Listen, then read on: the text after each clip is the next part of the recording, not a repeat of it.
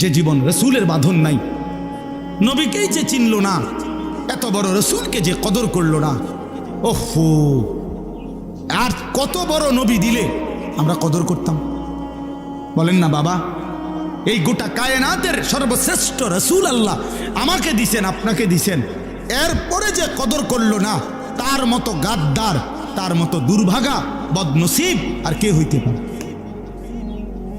তুমি কেমন নবীরে প্রত্যাখ্যান করলে? তুমি বুঝি নূহ নবী, মুসা নবী, ঈসা নবী শুধু এমন নবী তো না, এ তো শ্রেষ্ঠ নবী। ওনারা তো শুধু নিজ অঞ্চলের নবী, আর আমার নবী তো গোটা কায়নাতের নবী। ওনারা তো শুধু নবী, ইনি তো আখিরি নবী, কিয়ামত পর্যন্তের জন্য উনি একমাত্র আখিরি পয়গম্বর। হুসনে ইউসুফ দমে ঈসা, ইয়াদে বাইদা দারি, আঁচে খুবা হামা দারান, তু তনহা দারি।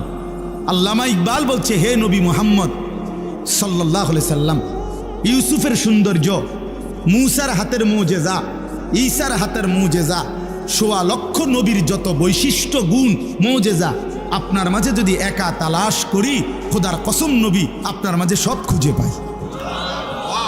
তু তনহা দারি, আপনি একাই সব, আপনি একাই সব।